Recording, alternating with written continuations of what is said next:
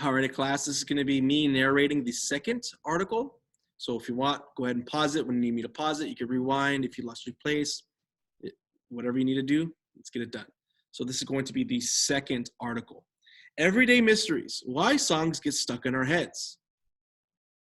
A man listens to an iPod MP3 player through earphones in Sydney, Australia, August 17th, 2005. So this is a pretty old picture. Question. How do songs get stuck in our heads? Answer, a song stuck in your head is called an earworm. This is a song that replays on a loop in your head. A study shows that earworms are quite common, but the reason for them is still a mystery. Earworms stuck in our heads. Can't get that song out of your head? You've probably got an earworm. Scientist Elizabeth Margulis says an earworm is usually a small part of a song that just plays and replays like it's stuck on a loop in your head. Songs like What Does the Fox Say and Who Let the Dogs Out are just a couple tunes known to cause earworms.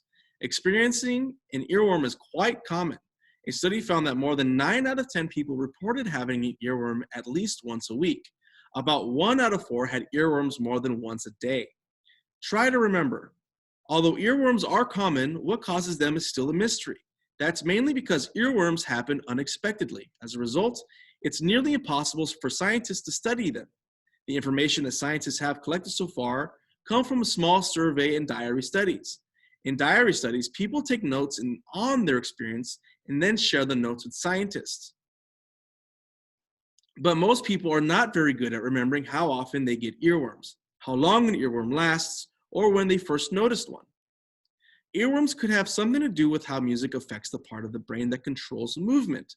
Margulis says that when people listen to music, there is a lot of activity in this brain area. People are often imaginatively participating even while they're sitting still, she says. That might mean they are picturing themselves dancing or preparing to jump up and dance. Hey, I know that song. Repetitive listening could also cause earworms.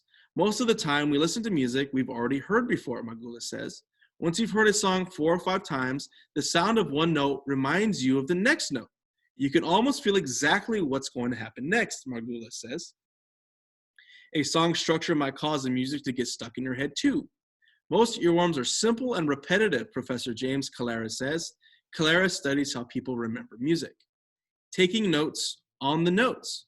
In one study, scientists led by Victoria Williamson studied more than 50 different musical qualities. They found that earworm-causing songs tend to have longer notes. Earworms also tend to have notes with smaller differences in pitch.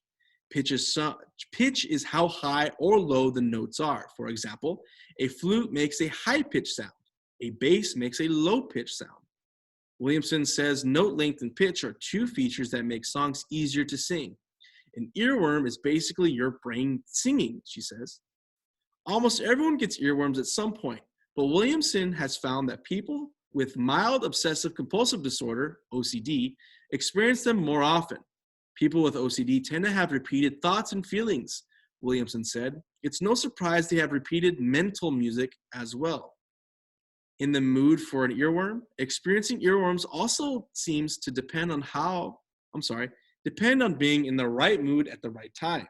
They are more likely to happen when you're tired or stressed out, Calaris said. Many people complain about earworms, but Williamson says most earworms are actually somewhat enjoyable, or at least not unpleasant experiences. Her work has shown that only about 3 out of 10 earworms are annoying. To lose an earworm, play the whole song. We're more inclined to remember the things that annoy us, she says. So if you ask somebody about an earworm, they'll tell you about the one that annoyed them yesterday. They won't tell you about the 3 or 4 they briefly had in their head, which they didn't really notice. Once an earworm gets in your brain, how do you get rid of it? Williamson says the best way for people to distract themselves. You can listen to other music or do something that involves language, like a crossword puzzle. Another way to get rid of an earworm may be surprising. Williamson says that listening to it repeatedly will tire out the earworm or complete it. Because earworms are only bits of music, listening to the whole track might stop you from repeating the same part over in your head.